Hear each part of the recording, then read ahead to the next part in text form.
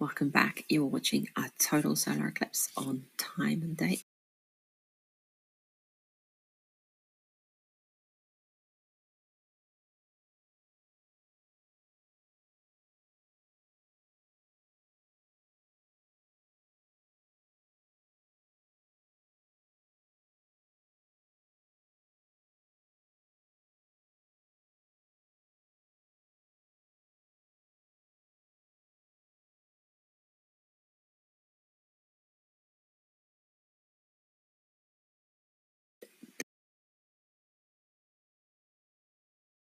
It's in the sort of the red crimson part of the spectrum, which is why it's looking as this very this sort of very reddish color, and this is a wavelength at which the hydrogen atom is very strong, and since the sun is mostly made of hydrogen, this gives us a very as you say, it's a very interesting look at some of the activity that is going on around the sun. As you say, that lovely prominence there on the left edge of the crescent sun. So we've got other views as well, and they have different filters, different kinds of telescopes, and that's why they look so different from this hydrogen alpha telescope view. We're about 19 minutes, I think, or less away from totality, and we want to talk a little bit about what we can see in the sky during totality, because during totality, we're going to leave the screen. We're going to leave everybody to enjoy the view on their own without us blabbing here in the corner. So what can we expect from totality? Yes, so as we move towards totality over the next 15 minutes, that crescent sun will get thinner and thinner. It really is looking like the crescent moon there at the moment. That is still, of course, the sun. This crescent gets thinner and thinner.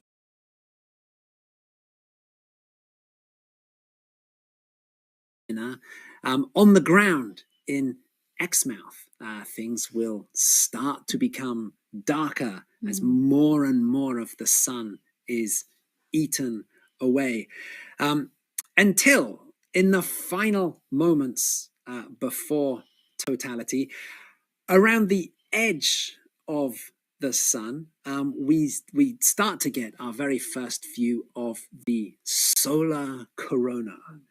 This is the sun's outer atmosphere. It extends out into space around the sun, and we may start to see its sort of ghostly appearance just before totality begins. The crescent sun gets thinner and thinner. The two horns of the sun get closer and closer until we come to an effect known as the diamond ring. This is where the opposite ends of the opposite horns of the sun meet in a final like a flare burst. Yeah, right, a final jewel of sunlight.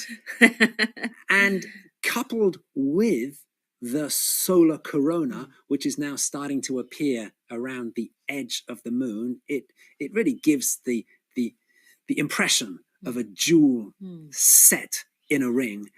So it's commonly known as the diamond ring effect. This final bright flare of sunlight, it then starts to break up into small blobs of light known as Bailey's beads, named after the 19th century astronomer Francis Baily, who was one of the first astronomers to describe this phenomenon. This is where we're looking at the final rays of direct sunlight coming to us through valleys on the edge of the moon's surface. Baily's beads disappear one by one, and when the last Baily's beads has disappeared, that is then the beginning of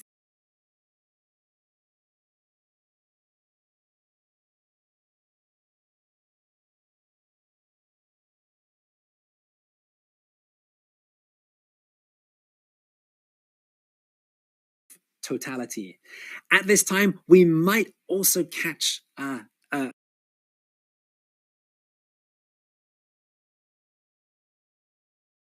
glimpse of the chromosphere. This is a reddish band around the visible surface of the sun. Again, a lot of these things, they're there all the time, but we only get to see them when the moon is blocking out that bright, visible part of the sun's surface. So we may just see this reddish chromosphere, and then we are into about 1 minute of totality when we're hoping to enjoy a view of the solar corona. During that totality minute, Matt and Stefan are going to be super busy. They're going to be taking off filters, off lenses, off their telescopes, and making sure that they're going to catch that really faint solar corona. That's right, and this is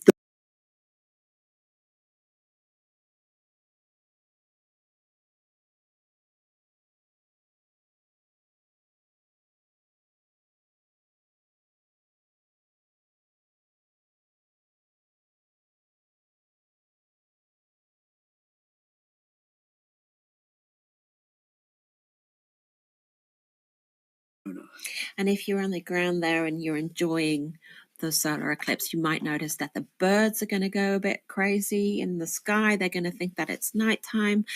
The temperature might be a bit cooler.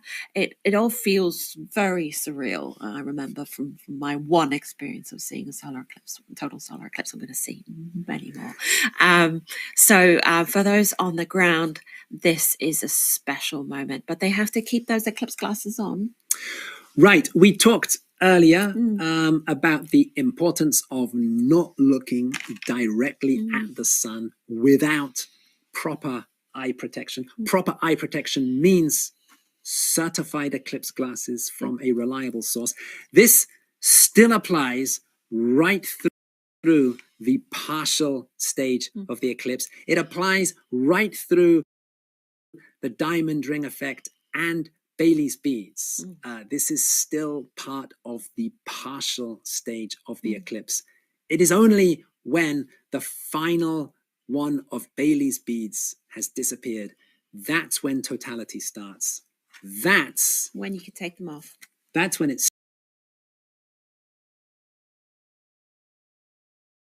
safe to take off the eclipse glasses and enjoy the view.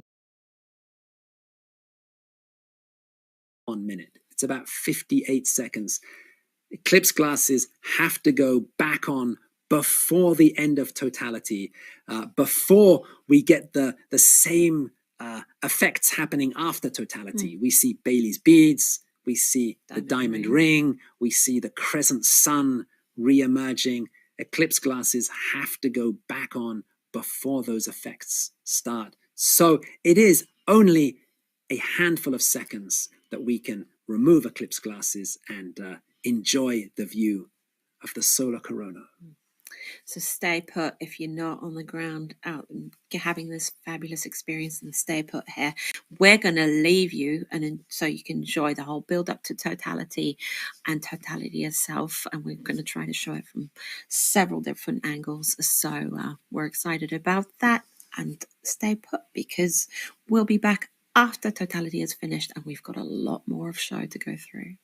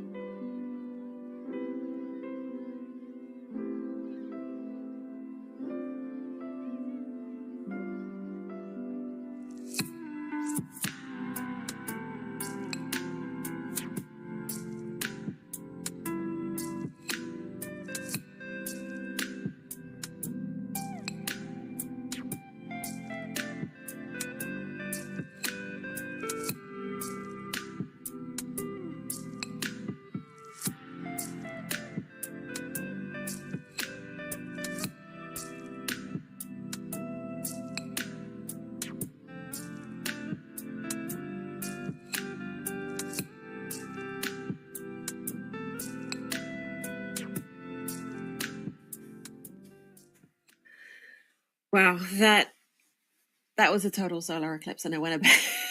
It was still doing it. It's still a total solar eclipse. Totality went fast. Yeah. That is always the thing with total solar eclipses. Even when totality lasts for 4 or 5 minutes, it always goes by in a flash. It never feels long enough. And today's totality was just a mere minute. And yes, as you say, boy, that went fast. And you could see Matt and Stefan struggling with their filters there and getting them on, getting off camera, kind of the telescope view kind of drifting out. Like it's just, yeah, it was, I can imagine them being quite relieved that they can relax again. That's right. As you said earlier, Anna, astronomy is normally a very slow business, and things always happen very slowly. The one exception is solar eclipses and totality, when it is an action-packed couple of minutes. So yes, lots to do there with filters, with readjusting telescopes and cameras, and yes, the most active couple of minutes that astronomers can ever deal with. Yeah, and we did see some features in there, didn't we, Graham? We did, and we are going to be, later on, we are going to be sharing a replay of totality. So yes, we saw Diamond Ring, Bailey's Beads. We saw some really nice features around totality. We saw Corona. We saw the corona. We saw a beautiful prominence extending. Well, we can see the prominence there very clearly on our main screen. There, we also saw that prominence during totality extending up into the corona. So yes, we have a replay that we will be sharing, and lots to talk about there. We do, and we are also going to be talking to Stefan, and he can explain. He's probably still out of breath, so we'll see how that goes. And we are also going to talk to NASA expert Dr. Kelly Corrick. She's a solar scientist, so we've got a lot of interesting stuff still coming up in the show, and the eclipse isn't over. We're still looking at it. So we'll see you back here very soon.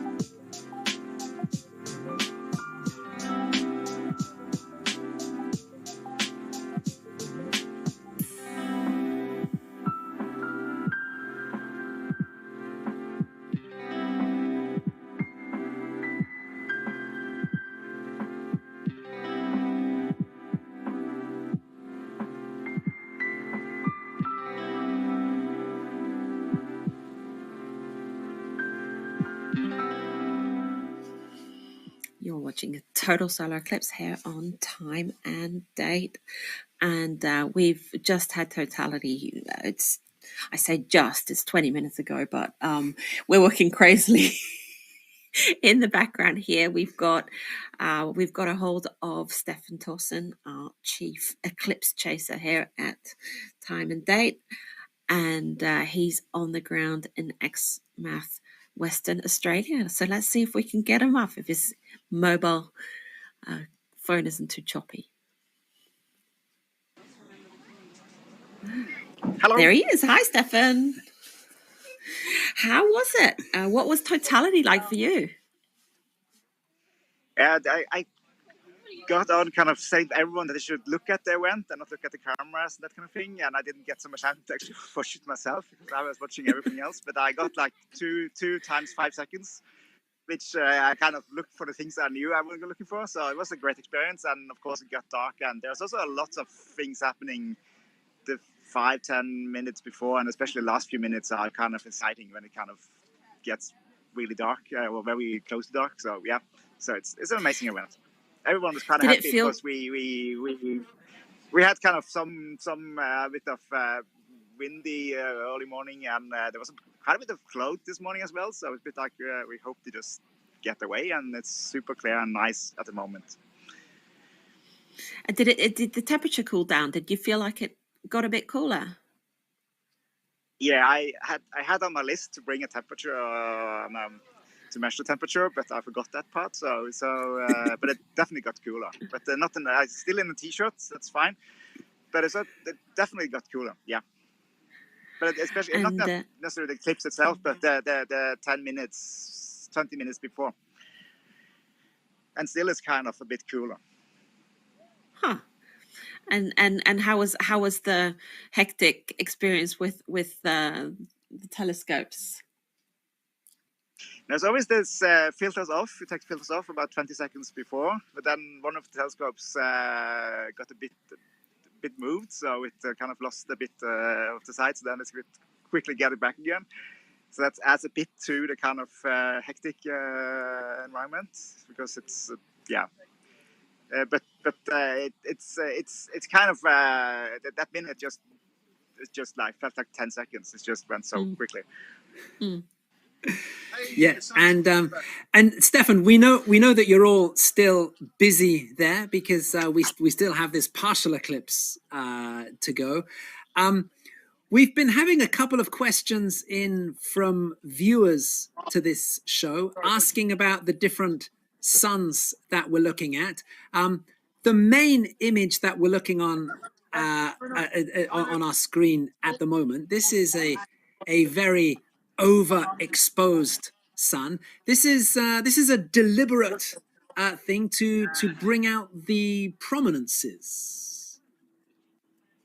Yes, so you can either kind of get the surface fine or the prominences. It's a bit hard to get them both. Sometimes prominences are super strong, so you can get them both. But in order to get a bit more prominences, you overexpose the surface, and then you get it like this. So it's kind of interesting look, and this is also what you saw during the totality with your naked eye. Some of it is just as the most visible part of it. With the bright eye, you saw much more, obviously, during the totality. Right, indeed, yes. And in fact, you're saying that it was interesting to look at the difference. Actually, in that small telescope feed in the top right corner, which is where the exposure is a lot less, we can't see the prominences, but we are now just seeing that sunspot It's coming back. reappear. We lost it during the first partial phase, but there it is. It's just being uncovered. So yes, we can either enjoy the sunspots in the one feed, prominences in the other feed. Yes, we can. And thank you, Stefan, for doing such a great job. And thank you to Matt, too. I'm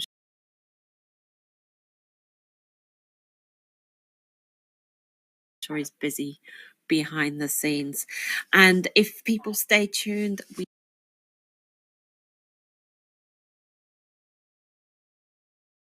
will hopefully have a replay of totality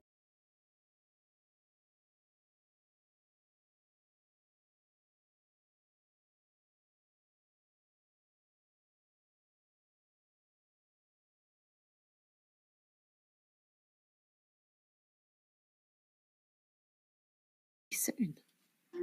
Way too much using those.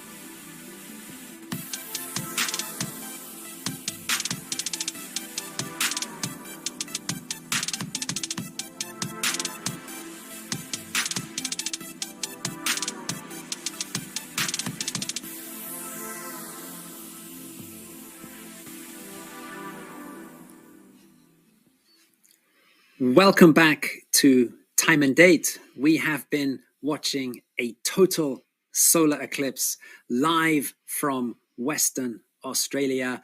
We are into the second partial phase. The moon is slowly moving off the face of the sun, and this eclipse has about another 50 minutes or so to run. Now, for the past few eclipses, Time and Date has been delighted to be collaborating with NASA on their eclipse live shows, and they've been using our images and telescope feeds as part of their programming. For this eclipse, they had a live show featuring the sun expert, Dr. Kelly Korek. And we are delighted to say that just having finished her show with NASA, Kelly is now going to be joining us here on Time and Date. Hi, Graham. There we Hi, go. Ian. Excellent. Great. And hey, thank you very much for joining us, Kelly. So Kelly is a heliophysicist, and she is NASA's program manager for eclipses. So I think, Kelly, the first question we need to ask is what is a heliophysicist? Yeah, thanks, Graham. Yes, a heliophysicist is a physicist that studies helio, or the sun. So we study all of the effects of the sun on the Earth, as well as all of the things that that our sun does. So things like the solar flares and prominences and these eclipses, as well as things on Earth, and the magnetosphere and the ionosphere and our atmosphere. Those are all things that heliophysicists study. Yeah, and this is kind of a big year for heliophysics. It is a very big year. So we are all about to have a very big year from 2023. We're going to start just around October, around the annular eclipse, and run through the total solar eclipse that happens April 8th, 2024, and then through December 2024, when Parker Solar Probe makes its closest approach to the sun. It gets 96% of the way to the sun from the Earth. So this big year is actually a concept that comes from citizen science birding. And their big year means that I want to see as many species as birds in that 1 year to have a big year. And so for us, we're challenging folks to have as many different sun experiences as you can in that 1 year. So the annular eclipse, a total eclipse, could you see aurora? What about learning about solar flares? What about learning about the effect of sun on your emotion, or how you use it in growing crops and food? So we really want everyone to have a big year with the sun from 23 to 24. That's cool. And you've just finished, you're all warmed up here, I can tell, because you've just finished your live show with NASA. How did it go? Oh, the live show was incredible. There was great banter and amazing questions from the audience and audience participation. And of course, the star of the show, our sun, and the total eclipse and the time and date feed was just amazing to sit there and watch the prominence develop, and then all of a sudden to see totality, and it was amazing.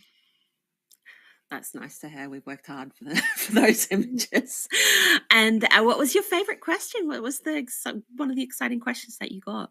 So I think one of my favorite questions was something that I just hadn't thought about, is how common are lunar eclipses more common than solar eclipses?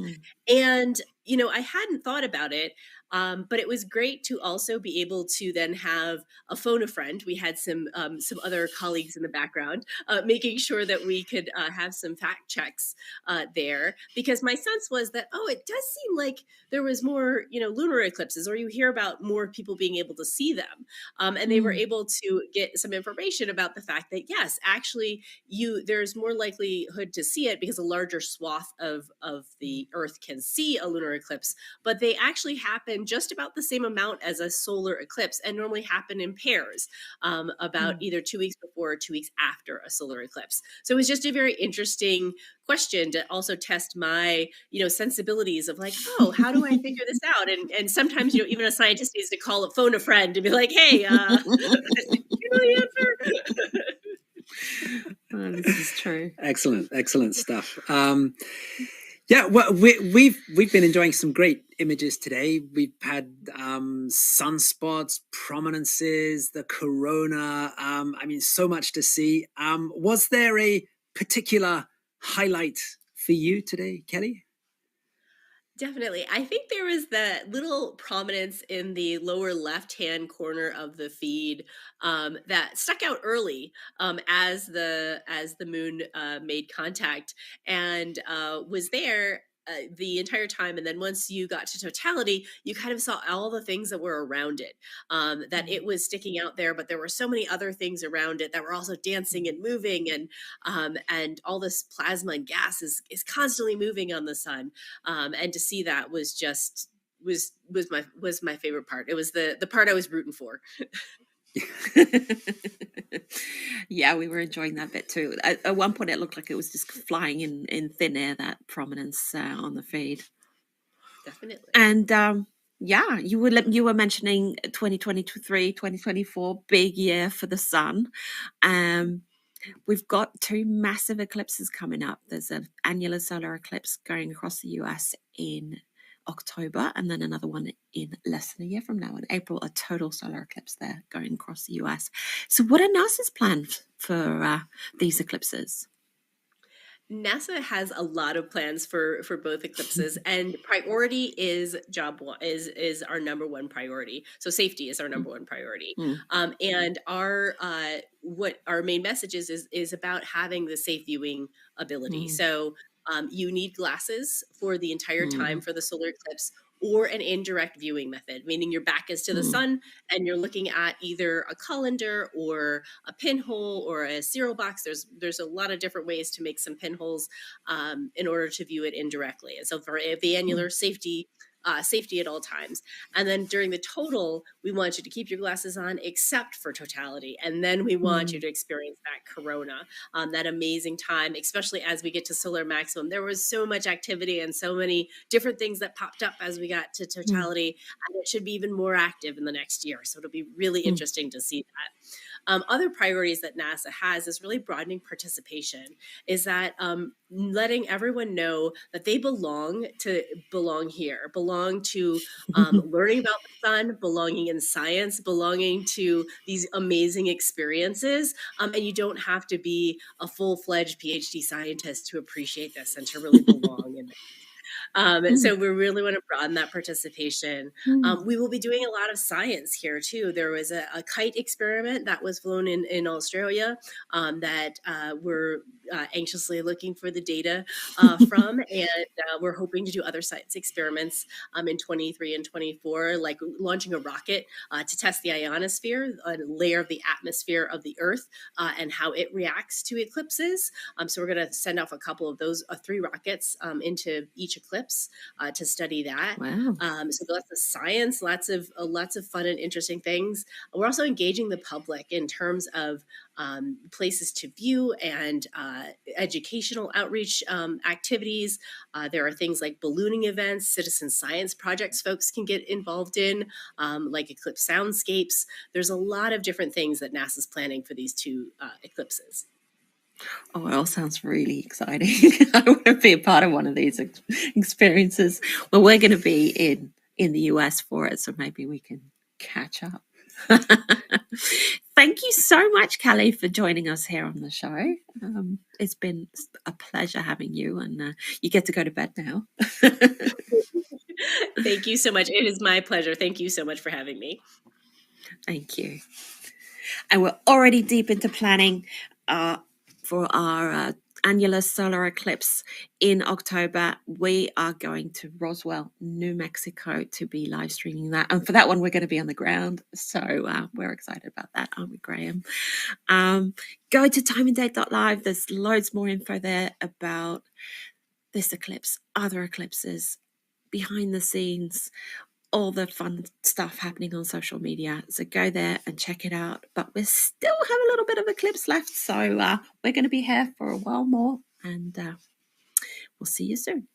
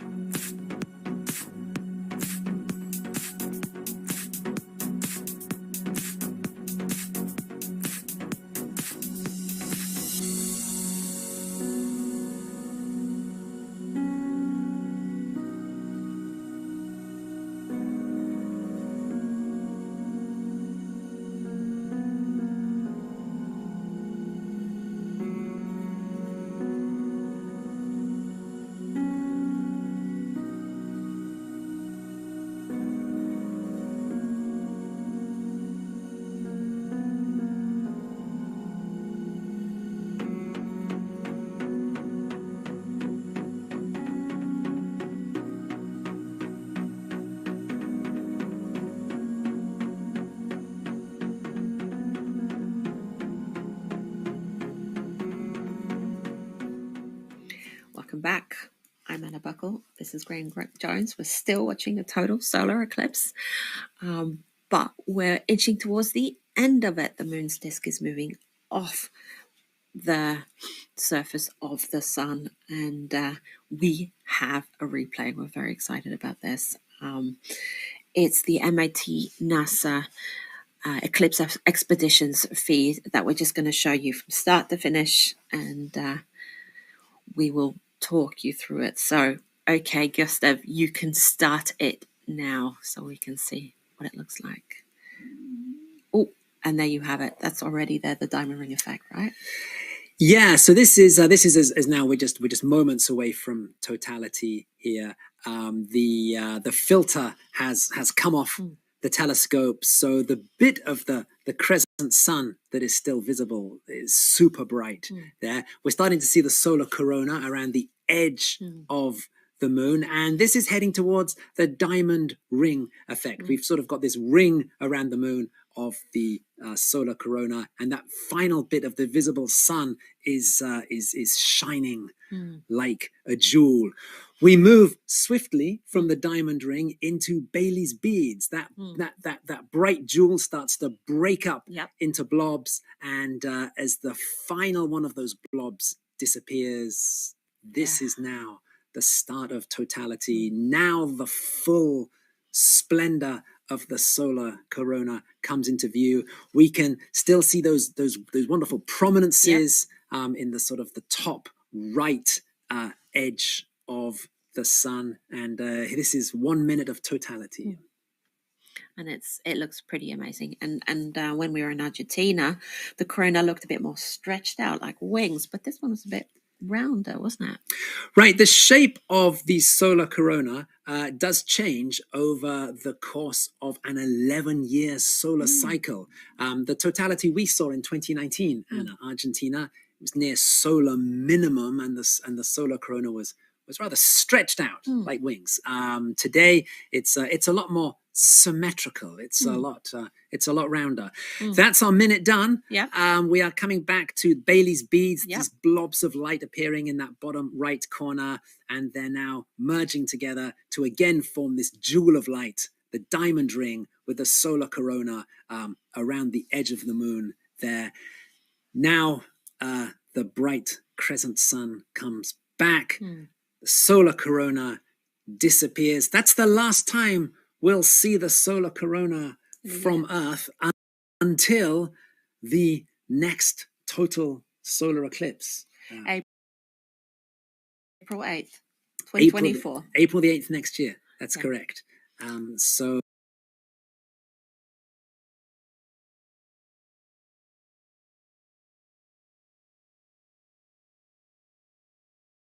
that was the very brief